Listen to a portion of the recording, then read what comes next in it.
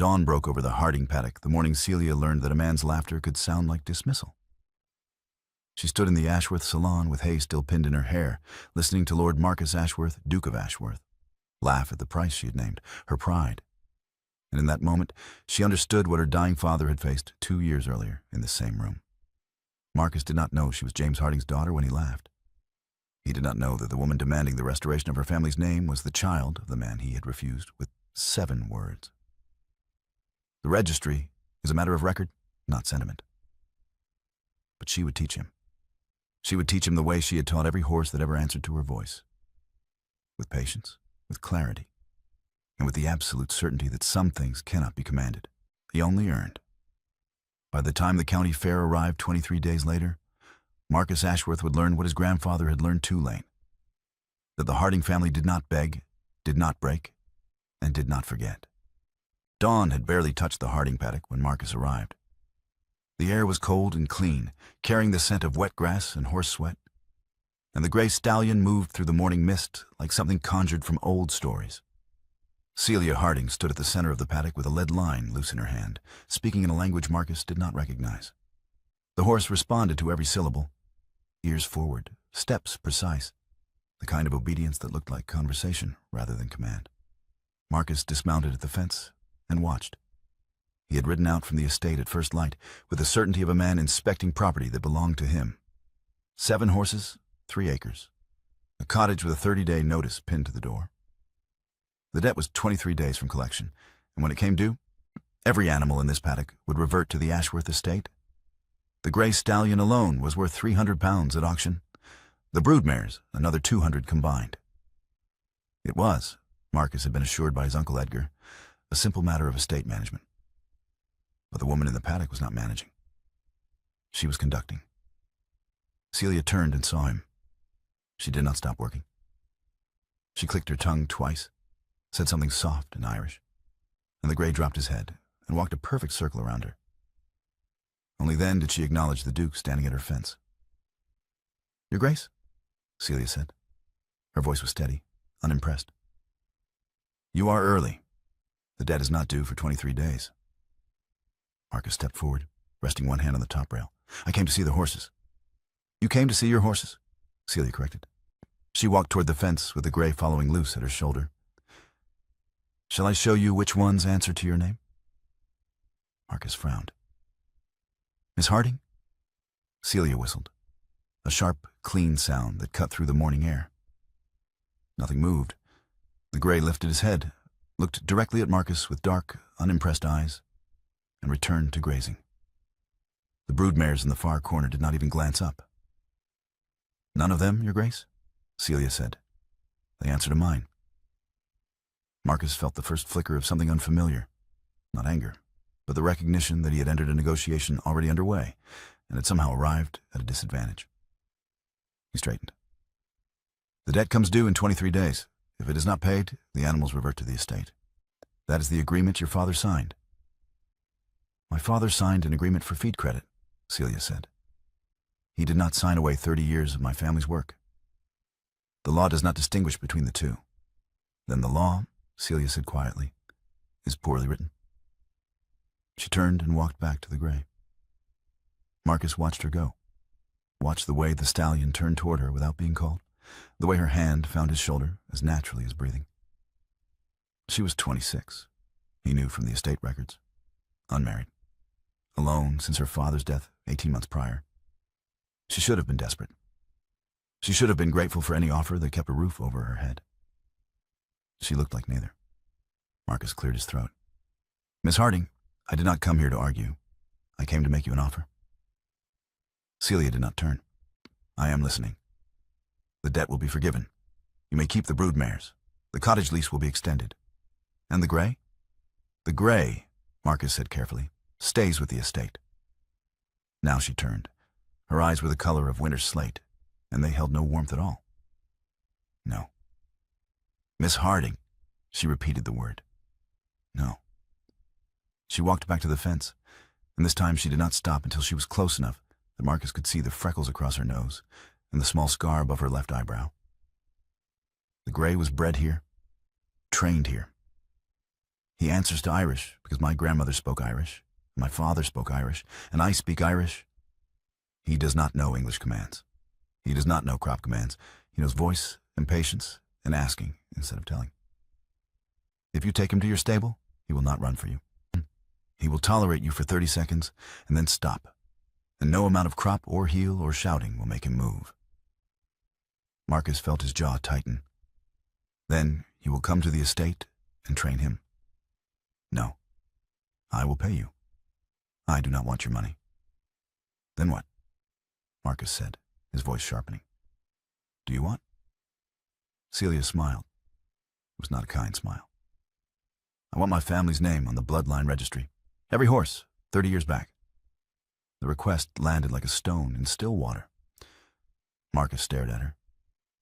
What? You heard me, Your Grace. My grandmother, Agnes Harding, was the Ashworth Estate's horse trainer for 22 years. She bred the first Donegal Grey in 1799. Your grandfather promised her a partnership agreement, both names on the registry. When the horses started winning, he registered them under Ashworth alone. She asked him to honor his word. He laughed. She left. My father trained horses for your family his entire life and never saw his name on a single entry. I am asking you to correct that. Marcus stepped back from the fence. The morning air felt suddenly colder. Miss Harding, I was not aware of any such agreement. Then I suggest you look, Celia said. You have 23 days. She turned and walked back to the gray. Marcus stood at the fence, his hands gripping the rail, and watched her mount the stallion with the ease of someone who had done it 1,000 times. She did not use a saddle. She simply gathered the mane in one hand, swung herself up, and settled onto the horse's back as though she belonged there. Gab a guide, Celia said softly. The gray walked, smooth, unhurried, obedient. Marcus watched them disappear into the mist. The Ashworth salon was exactly what one would expect of a family with 30 years of racing prestige. Trophies behind glass, paintings of winning horses on every wall, and a silence so thick it felt like a third presence in the room. Marcus stood near the window, his back to the door, and tried to reconcile the woman he had met at dawn with the woman who now entered his study at 9 o'clock in a mended dress with hay still caught in her braid. Celia did not wait to be invited to sit. She walked directly to the chair opposite his desk and sat down, her hands folded in her lap, her expression calm. Marcus turned. Miss Harding, thank you for coming. You sent for me, Celia said. I assumed it was not optional. Marcus moved to his desk and sat. When he had spent the last 2 hours reviewing estate records, and the results had been inconclusive. There were references to Agnes Harding in the training logs, payments recorded for her work, but no partnership agreement. Nothing that suggested the arrangement Celia described. I have reviewed the records, Marcus said carefully. There is no partnership agreement on file. Then it was removed, Celia said, or it never existed. Celia's expression did not change. Your Grace, my grandmother kept copies of every document she ever signed. My father kept them after she died. I have seen the agreement. It is signed by the 4th Duke of Ashworth and dated 1799. It promises equal credit on the bloodline registry for every horse bred under the Donegal line. If you do not have it, it is because your family chose not to keep it. Marcus leaned back in his chair. The morning had already gone poorly, and this conversation was not improving it. Miss Harding, even if such an agreement existed, and I am not conceding that it did, the bloodline registry is a matter of public record. It cannot simply be rewritten. It can be corrected. That is not how it works. Then make it work, Celia said. Her voice was still calm, but there was steel beneath it now. You asked me what I wanted. I told you. This is my price. Marcus felt the first stirrings of irritation. He had expected grief, perhaps desperation, maybe even anger. He had not expected negotiation. Miss Harding, I am offering to forgive a debt of £340, extend your lease, and allow you to keep the broodmares. Oh, that is more than generous. It is compensation, Celia said. It is not justice. Justice, Marcus repeated. The word tasted bitter. Miss Harding, I understand that you feel your family has been treated unfairly. We were erased, Celia interrupted. Not treated unfairly, erased. My grandmother bred horses that won at every county fair from here to Dublin. My father trained animals that made your family stable, the envy of 3 counties. And when people ask who bred the Donamore line, the answer is always Ashworth, never Harding. That is not unfair treatment, Your Grace. That is theft. The quiet that followed was sharp enough to cut. Marcus looked at the woman sitting across from him and saw something he had not expected. Certainty. Not the desperate certainty of someone with nothing left to lose, but the quiet certainty of someone who knew exactly what she was owed. "Name your price?" Marcus said finally. "My pride," Celia answered. Marcus laughed. He did not mean to. It simply escaped him, a short breath of sound that filled the space between them. It was not cruel laughter. It was the practiced ease of a man who had dismissed something like this before and survived. Celia did not laugh. Marcus stopped. He looked at her face and saw that she had not moved, had not blinked, had not softened even slightly. The sound died in his throat. "You think this is funny," Celia said. "I think," Marcus said carefully, "that you are asking for something I cannot give." "Cannot," Celia repeated. "Or will not. Both." Celia stood. She did not move toward the door. She moved toward the wall where the trophy stood behind glass, 30 years of racing prestige displayed like artifacts in a museum. She stopped in front of the largest case, where a silver cup engraved with the name Donagmore Ash sat on a velvet cushion. "This horse," Celia said, tapping the glass, "was bred by my grandmother, trained by my father, ridden by your family's jockey at the county fair in 1818. First place. The registry lists him as Ashworth Donamore Ash. But he was never yours. He was ours. And when my father asked your family to correct the record, he was told it was not worth the paperwork." Marcus rose from his desk. "Miss Harding, your grandfather promised my grandmother a partnership," Celia continued. "He shook her hand in the stable yard and told her the Harding name would stand beside the Ashworth name on every horse they bred together. She believed him. She worked for 22 years believing him. And when the horses started winning, he took her name off the entries and told her it was simpler that way. Simpler. As though 30 years of her life could be simplified out of existence." She turned to face him. Her eyes were bright, but not with tears. With something harder. "You said, 'Name your price,'" Celia said. "I am naming it.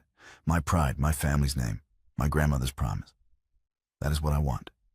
And if you cannot give it to me, then take your £340 and your extended lease and your generous offer and leave my paddock, because I would rather lose everything than accept compensation for theft." Marcus stared at her. The woman standing in his salon was not the desperate tenant he had expected. She was something else entirely, something he did not have a name for yet. "I will look into it," Marcus said finally. "You have 23 days, Celia replied. She walked to the door, opened it, and left without waiting to be dismissed. Marcus stood alone in the salon, his hand resting on the desk where hers had pressed the wood. And for the first time in a very long time, he did not know what to do next. Marcus granted Celia access to the estate office the following morning. It was, he told himself, a reasonable decision. She needed to review the debt documents, and he needed to prove that the partnership agreement she described did not exist in the Ashworth records. Edgar, his uncle and the family's racing steward, disagreed immediately and loudly over breakfast. "You are allowing a tenant to rummage through estate papers," Edgar said, setting his tea down with enough force to rattle the saucer. "That is not generosity, Marcus. That is foolishness." Marcus did not look up from his correspondence. "She is reviewing documents that pertain to her family's debt. That is not rummaging." "She is looking for ammunition," Edgar replied. "The Harding family has been spinning the same tale for 30 years, that Agnes Harding was promised something she was never owed. Your grandfather dismissed it. Your father dismissed it. And now you are inviting the granddaughter into the estate office to find proof that does not exist." "If it does not exist," Marcus said mildly, "then there is no harm in letting her look." Edgar's expression darkened. "There is harm in appearing weak." Marcus finally looked up. "I am not concerned with appearing weak, Edgar. I am concerned with appearing just." "Justice," Edgar said, his voice dripping with disdain, "is a luxury afforded to men who do not have estates to manage." Marcus returned to his letters and did not answer. The conversation was over, but Edgar's words followed him as he rode to the Harding paddock that afternoon, and the next afternoon, and the afternoon after that. He told himself he was inspecting the horses. He told himself he was ensuring that Celia understood the terms of the debt. He told himself a great many things that were not quite lies, but were not quite the truth either. The truth was that he could not stop thinking about the woman who had stood in his salon and named her price. On the third day, Marcus dismounted at the fence and found Celia working with the gray in the center of the paddock. The stallion was moving through a series of commands: walk, halt, turn, walk again, with a kind of precision that looked effortless but was not. Marcus had ridden horses his entire life. He knew the difference between obedience and partnership. This was the latter. "Miss Harding," Marcus called. Celia glanced toward the fence, but did not stop working. "Your Grace." "May I try?" She paused. The gray stopped immediately, ears forward, waiting. Celia looked at Marcus for a long moment, and then she nodded. "If you like." Marcus climbed the fence and dropped into the paddock. The gray watched him approach with the same dark, unimpressed eyes he had shown at their first meeting. Marcus reached for the lead line. Celia handed it to him without comment. Marcus stood beside the gray, the line loose in his hand, and tried to remember everything he had ever been taught about riding: posture, authority, command. He clicked his tongue. The gray did not move. He clicked again, louder. Nothing. He pulled gently on the line. The horse's head turned toward him, but his feet stayed planted.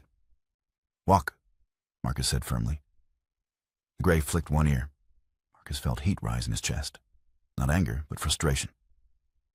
He tightened his grip on the line and pulled harder. The gray took one step, then stopped. "Your Grace," Celia said from the fence. Marcus turned. She was leaning against the rail, her arms crossed, her expression unreadable. He looked at her. "Yes?" "You are demanding," Celia said. "He answers to asking." Marcus looked at the gray. The horse looked back. "How do I ask?" Celia pushed off the fence and walked toward him. She stopped close enough that Marcus could smell the faint scent of hay and lavender on her clothes. She reached past him and took the line from his hand. Her fingers brushed his palm. Brief, impersonal, gone. "Gab ar a guide," Celia said softly. The gray walked, smooth, unhurried, obedient. Celia handed the line back to Marcus. "Say it." "I do not speak Irish." "Then learn," Celia said. "Gab ar a guide. Go forward." Soft on the second syllable. Marcus tried. His accent was terrible. The gray took one step and stopped. "He heard you?" Celia said. "Barely." "He heard you," she repeated. "That is more than he gave you 5 minutes ago." Marcus looked at the woman standing beside him and realized, with a strange jolt of clarity, that she was teaching him. Not mocking, not dismissing. Teaching. "Why does he only answer to Irish?" Marcus asked. "Because my grandmother spoke Irish," Celia said. "And my father spoke Irish, and I speak Irish. The horses know the language because we taught them. They do not know English because no one ever bothered." "I could teach them English." "You could," Celia agreed. "But they would not trust you the way they trust me. Trust is not a language, Your Grace. It is a history." Marcus handed the line back to her. "Thank you for the lesson." Celia took it and walked back to the gray. Marcus returned to the fence, climbed over, and rode home without looking back. But the next morning, he returned. On the fourth day, Marcus brought his niece. Charlotte was 7 years old, small for her age, and had been afraid of horses since a stable hand had struck one with a crop in her presence 2 years prior. She had not entered the Ashworth stable since. But when Marcus mentioned that he was riding to the Harding paddock, Charlotte had asked, quietly, hesitantly, if she could come. Marcus had said yes before he understood why. Now Charlotte stood at the fence, her small hand gripping the rail, and watched Celia work the gray with the kind of wide-eyed attention children reserve for magic tricks. The horse moved in circles, responding to words Charlotte did not understand, and Celia's voice was soft and steady, and nothing like the sharp commands Charlotte had heard in the Ashworth stable. "Uncle Marcus," Charlotte whispered. "Why is she speaking funny?" "Irish," Marcus said. "Thus, it is another language." "Does the horse understand?" He nodded. "Yes." "How?" "Because she taught him." Charlotte considered this. Then she climbed onto the bottom rail of the fence and leaned forward. "Miss Harding." Celia turned. She saw the child and smiled, a real smile, warm and unguarded in a way Marcus had not yet seen. "Yes?" Can I pet him? Celia walked the gray to the fence. She stopped a few feet away and crouched down to Charlotte's level. What is your name? Charlotte. Charlotte, Celia repeated. That is a good name. Do you like horses? Charlotte hesitated. Sometimes. Only sometimes? I used to like them, Charlotte said quietly. But then one of them got hit and it scared me.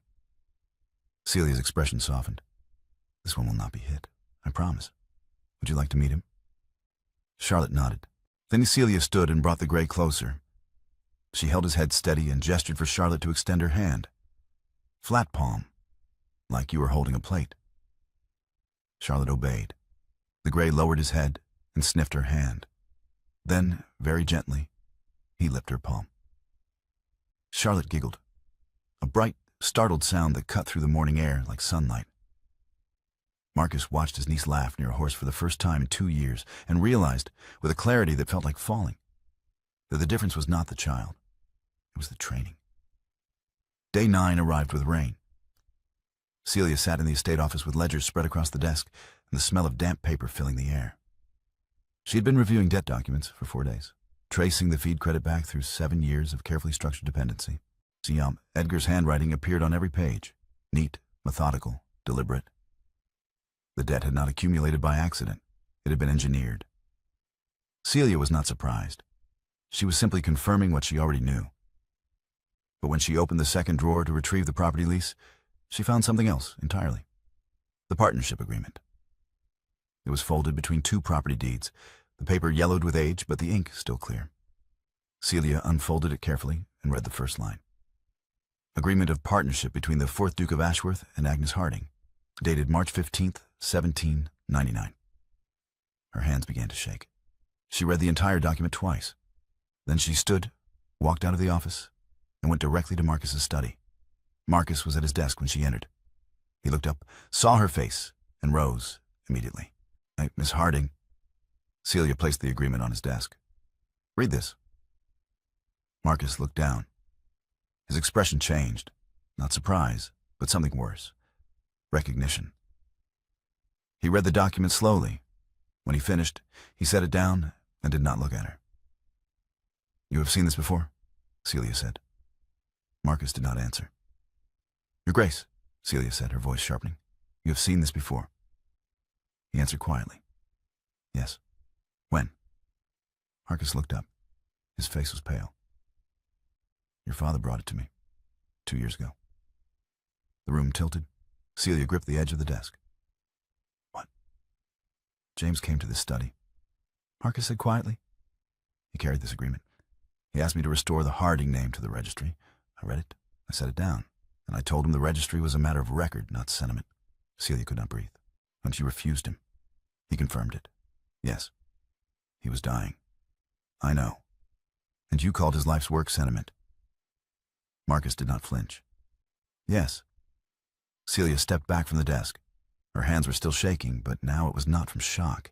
It was from fury. You laughed at me in the salon. When I said my pride, you laughed.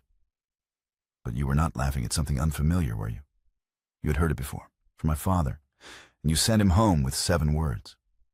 Miss Harding, do not, Celia said, her voice low and dangerous. Say my name right now. Marcus stood. I did not know you were his daughter. That does not matter. It matters to me. It should not, Celia said. She picked up the agreement and held it between them. My father stood in this room. He was dying. He brought you proof. And you told him it was sentiment. Do you know what he did after? Marcus did not answer. He went home, Celia said. He put this agreement in a drawer. He filed it next to the veterinary invoices and the farrier's receipts. He filed your grandfather's broken promise next to the cost of keeping your horses fed. And 3 months later, he died, with the agreement still in that drawer, unfulfilled. She set the document back on the desk.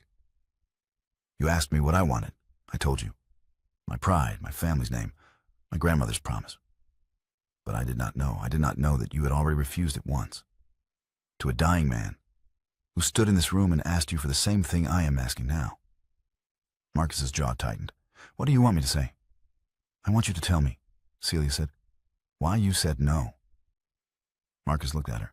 and the weight of the moment stretched between them, heavy and unbearable. Finally, he spoke. Because Edgar told me it was not worth the complication. Because the stable's reputation was simpler without questions about partnership agreements from 30 years ago. Because your father was too ill to fight, and I knew he would not press the matter. And because it was easier to say no than to say yes. The honesty landed like a blow. Celia stared at him, and for the first time since entering the study, she saw something she had not expected. Shame. Easier, Celia repeated. He confirmed it. Yes. She did not leave. Agnes had left. James had left. Celia stayed. She pulled out the chair opposite his desk, sat down, and looked at him with the same steady, unblinking gaze she had given him in the salon. You are going to sit with this, Celia said quietly. You are going to sit in this room and think about what you said to my father. And then you are going to decide whether you are the kind of man who repeats that mistake or the kind of man who corrects it. Marcus sat. He did not look away. How long? As long as it takes, Celia said. She stood, walked to the door, and left him alone with the agreement still lying on his desk. The next morning, the agreement was gone. Celia returned to the estate office and found the second drawer empty. She searched the entire desk, checked the shelves, looked through every ledger and folder within reach. Nothing.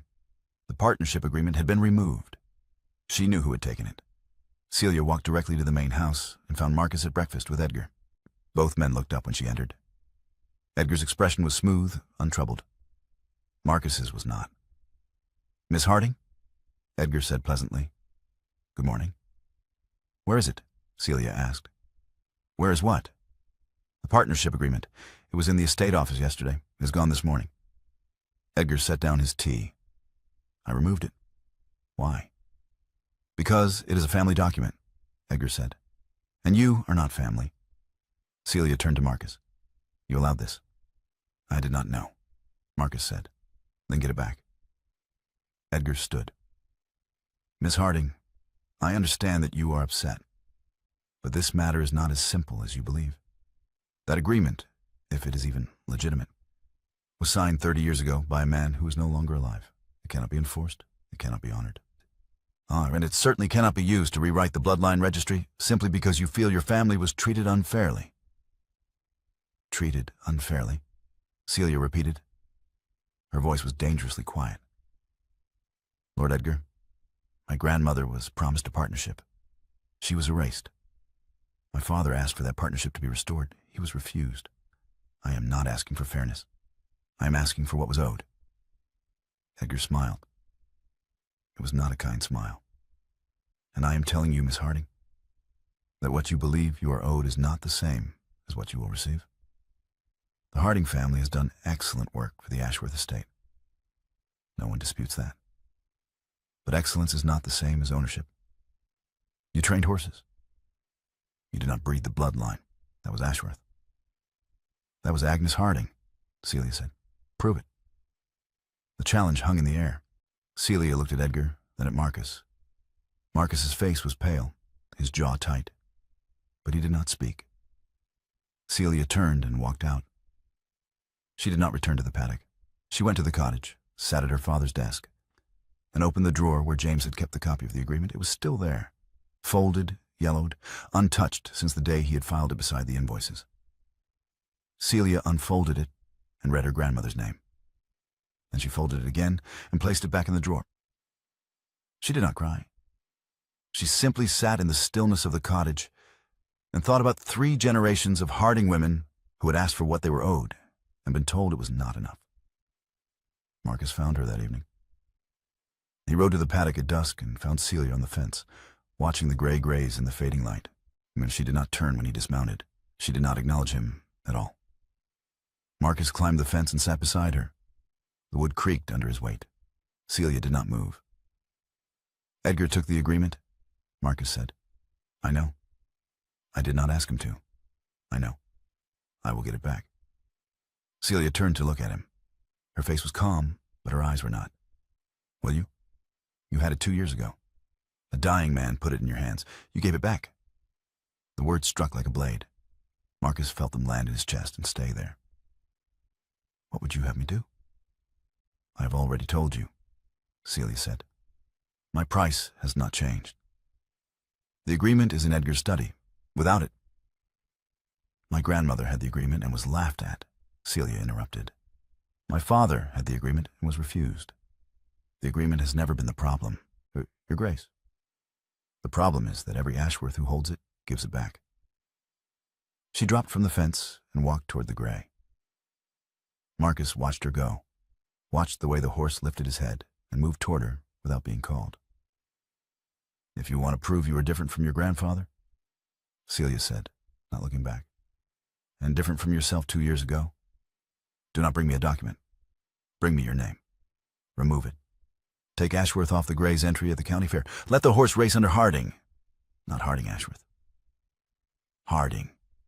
If your family's name cannot survive being absent from one race, after 30 years of being present on horses it did not breed, then the name was never earned. Marcus stood. That is not what the agreement says. Not. The agreement says both names? The agreement was a compromise my grandmother made because she could not afford to demand more, Celia said. She turned to face him fully. I am not my grandmother. I am what happens when a family runs out of compromise. She walked to the barn. Marcus stood alone at the fence, the dusk settling around him, and for the first time in his life, he understood what it meant to owe something he could not pay. Day 16 arrived with a crisis. The broodmare Donamore Rose went into labor 3 weeks early, and the foal was breech. Celia had been in the barn for 2 hours when Charlotte arrived at the main house, breathless and pale, and told Marcus that Miss Harding needed help. Marcus rode to the paddock without his coat. He found Celia in the barn, kneeling in the straw beside the mare, while Rose was on her side, her breathing labored, her eyes wide with pain. Celia's hands were inside the horse, her face tight with concentration. The foal is turned wrong, Celia said without looking up. I can't do this alone. Marcus dropped to his knees beside her. Tell me what to do. Celia pulled her hands free and gestured to the mare's head. Hold her. Talk to her. Keep her calm. Marcus moved to Rose's head and placed both hands on her neck. The mare's skin was slick with sweat, her breath coming in short, panicked bursts. What do I say? Marcus asked. Anything? Celia said. Just keep your voice steady. Marcus opened his mouth and found himself speaking Irish. Socair. A store. The words came out wrong, his accent terrible, the pronunciation mangled. But the mare's ear flicked toward him. What does that mean? Marcus asked. Calm, darling, Celia said. She had her hands inside the horse again, her face pale. Keep saying it. Marcus did. He said it over and over, his voice low and steady while Celia worked. 30 minutes passed. His arms ached. His voice grew hoarse. But he did not stop. And then the foal came. Celia pulled the filly free, cleared her airway, and laid her in the straw beside Rose. The foal was small, wet, and utterly still. Celia rubbed her chest, her hands moving fast and sure. And after a long, terrible moment, the filly took her first breath.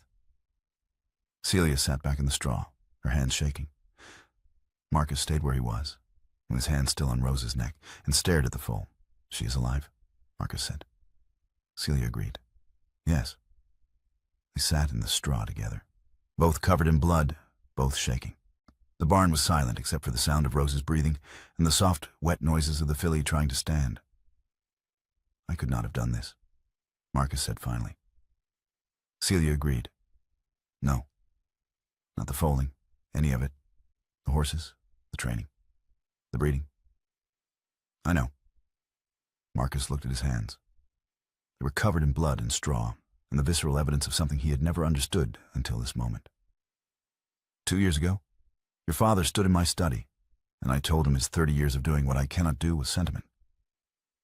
Celia turned to look at him. Her face was streaked with sweat and dirt, her eyes bright. That is the first honest thing you have said since I met you.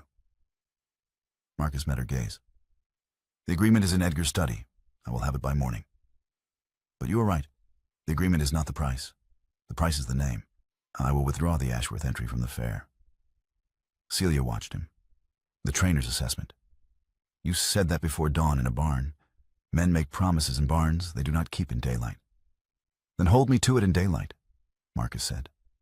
Celia extended her hand, not to shake, but to be helped up. Marcus took it and pulled her to standing, their hands clasped, his bloody, hers bloodier. His thumb found the tendon at her wrist. Her pulse ran fast.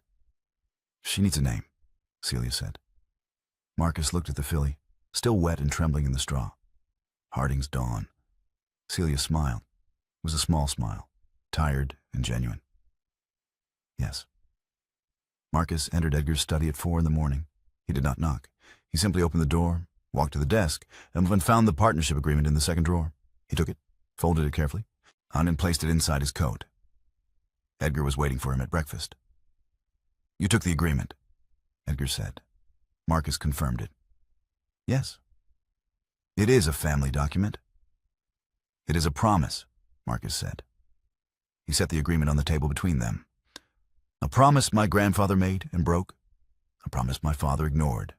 A promise I refused to honor 2 years ago when James Harding stood in my study and asked me to correct it." Edgar's expression hardened. "James Harding brought sentiment to a ledger meeting. I advised you to send him home. You did. That was the correct decision. You taught me to call a dying man's request nostalgia," Marcus said. His voice was quiet, but there was steel beneath it now. "You taught me the vocabulary of dismissal. That vocabulary built a debt, stole a document, scouted and kept a family invisible for 30 years. I am done speaking your language." Edgar stood. "Your father would not have—" "My father died at the racing grounds, watching a horse he called Ashworth," Marcus interrupted. "I told James Harding the same lie 3 months before James died, holding proof I refused to read. I will not be the third Ashworth to choose comfort. You are relieved as racing steward." Edgar stared at him. "You are making a mistake." Marcus disagreed. "No, I am correcting one." He picked up the agreement and walked out. The next 5 days passed in a rhythm Marcus had never known. He returned to the paddock every morning, and Celia taught him to ride the gray properly. Not as a duke commanding, but as a rider asking. It was harder than anything Marcus had ever done. Day 1. 40 minutes of failure. And the gray tolerated him for 30 seconds and then stopped. No amount of heel or voice or gentle pulling made any difference. "You are demanding," Celia said from the fence. "He answers to asking." Day 2. Marcus tried softer. The gray walked 3 steps and stopped. "Better," Celia said. Day 3. Marcus said, "Gab aragade," in his terrible accent, and the gray walked forward. Marcus's face showed the expression of a man who had been obeyed by hundreds, but never once answered. Charlotte, watching from the fence, called out, "You stopped looking like a duke and started looking like a person." Day 4. Marcus rode the gray through a full sequence. It was imperfect. His accent was still wrong. His timing was off. But the horse tolerated him. Not obedience, patience. Day 5. Marcus completed the sequence without error. After, Oni dismounted and stood beside the gray, who lowered his head to graze. Not commanded. Proximity. Celia watched from the barn door. The trainer's assessment, the animal was ready. Both of them were. The county fair arrived on a clear October morning. 400 people gathered at the racing grounds, the air filled with the smell of roasted chestnuts and the sound of children laughing. Marcus arrived in full riding kit, carrying a leather folder under one arm. The gray was already in the paddock, calm and steady under Celia's hands. Edgar was absent. He had resigned from the racing steward position and left the estate 3 days prior. Marcus had not stopped him. Marcus walked to the steward's table and placed the folder on the desk. Inside was the registry correction. Every Harding horse, 30 years of entries, names restored. But he did not present the document first. He turned to the steward and said, "I am withdrawing Donogmore Ash from the Ashworth racing entry." The steward blinked. "Your Grace?" "The horse was bred by the Harding family," Marcus said. "Trained by the Harding family. The Ashworth name has appeared on this bloodline for 30 years. It was never ours to use." A murmur ran through the crowd. Marcus ignored it. He turned and walked to the paddock fence where Celia stood. "The entry's open," Marcus said. He held out the reins. "Under your name, Harding. Not Harding Ashworth. Harding." Celia looked at the reins. She did not take them immediately. "You are giving up the race." "I am giving up a claim I never earned," Marcus said. "Yes, there is a distinction. The county will talk." The county should have been talking for 30 years. Celia took the reins. She mounted the gray with the same ease she had shown the first morning Marcus met her. The horse answered, not to a duke's withdrawal, but to the voice that had raised him. She rode. The gray ran under Harding for the first time in the bloodline's history. Celia did not win. The horse was still calibrating to the course, and 400 people were watching a woman ride at the county fair for the first time. But she finished. Third place, under her own name. Mrs. Drummond, the housekeeper who had served Agnes 30 years ago, stood in the crowd and wept. She gripped the arm of the woman beside her and said, "I told her I would see it. I told her." Marcus watched from the fence. He had the position Celia had occupied for 3 weeks. The inversion complete. She was in the ring. He was watching. After Celia dismounted and walked to him, the gray followed at her shoulder. "Third," Celia said. "Under your name," Marcus replied. She repeated it. "Under my name." She looked at him. Not the trainer's assessment this time. Something else. "2 years ago, my father came to you with the agreement. You said sentiment. Today, you withdrew your name from a race to make room for mine. What changed?" "You did not leave," Marcus said. "Agnes left. Your father left. You stayed in the salon and did not laugh and did not walk away. And I had to sit in the room with what I had done." Celia's expression softened. "That is not romantic." "It is accurate," Marcus said. "And accuracy is what I owe you, not romance." Evening came quietly. Celia was settling the gray in the paddock when Marcus arrived. He climbed the fence and sat on the top rail, her position from 3 weeks ago. Celia looked up at him from the ground below. "My solicitor has canceled the debt," Marcus said. "The paddock lease transfers to your name. Freehold." "You cannot buy what you owe," Celia said. "I am not buying," Marcus replied. "I am returning. The debt was manufactured." "And the agreement?" "Framed," Marcus said. "In the estate office, where James left it 2 years ago and where I should have read it properly the first time." A pause stretched between them. Celia walked to the fence and rested one hand on the rail below his boot. "I need to say something I have not earned the right to say," Marcus said. "Then say it without the preamble," Celia replied. Marcus looked down at her. "I dismissed your father. I used a word, sentiment, that I learned from a man who spent 30 years making your family invisible. I cannot undo that conversation. I cannot give James back the 3 months between my refusal and his death. But I can tell you that the woman who stood in my salon and named her price is the first person who made me hear what those 7 words actually sounded like from the other side of the desk. And I am not standing on this fence because I want forgiveness. I am standing here because I do not want to be the man who said those words. And you are the only person who can tell me whether I have stopped being him." Celia reached up. Her hand found the back of his neck and pulled him down from the fence toward her. He slid off. An ungraceful descent, a duke dismounting badly. She caught the front of his coat. He stumbled. She held him. The kiss happened standing, his back against the fence post, her hands in his collar, the gray watching from a few feet away. Not the choreography of a man claiming, but the choreography of a woman deciding. She held him in place. He stayed. When she pulled back, her face was close enough that he could count the freckles across her nose. "You have not stopped being him," Celia said quietly. "You are in the process of stopping. That is different." "How long?" Marcus asked. "As long as it takes," Celia said. "The same patience you learned from the gray." Spring arrived with new grass and the sound of Charlotte's laughter echoing across the Harding paddock, and the paddock had expanded. Marcus had signed the adjacent acres to the stud over the winter. A brass plate now hung on the stable door. Harding Stables, established 1799 by Agnes Harding, breeders of the Donegal Grey. Inside the estate office, the partnership agreement hung framed above Marcus's desk. Not behind glass in a trophy cabinet, but on the working wall where it faced him every morning. Beside it, in a smaller frame, was a note in James Harding's handwriting, a feed schedule for Donegal Ash written the week before he died. Marcus had found it in the stable ledger. He had not filed it. He had framed it. Charlotte rode a pony trained by Celia, calling out Irish commands with the confidence of a child who had forgotten to be afraid. Marcus sat on the fence and watched. Celia worked the gray in the center of the paddock, being her voice steady and sure. "Uncle Marcus," Charlotte called. "Why is there a feed schedule on the wall?" "Because a man wrote it while he was dying," Marcus said. "And the horses are alive because he did. Some things deserve to be where people can see them." Charlotte considered this and returned to her pony. Autumn arrived with the county fair.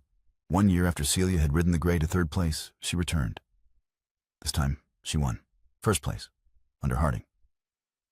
Marcus stood at the fence, the position she had taught him, the position of someone who watches.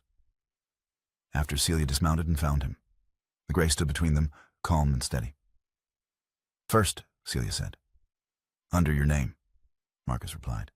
She repeated it. "Under my name." She looked at him. "You are staring." "I am observing," Marcus said. There is a distinction." He rested his hand on the gray's neck. Her hand was already there. His hand settled over hers, on the horse. "Your grandmother would have liked this," Marcus said. "My grandmother would have won the 1st year," Celia replied. "Your grandmother would have won everything." Celia spoke quietly. She did. It simply took a generation to collect. The paddock stretched before them. Charlotte's Irish echoed off the stable walls, wrong tenses, confident delivery. The brass plate gleamed in the afternoon light. The name on the door, the name in the record, the name on the horse. Everything, finally, priced correctly.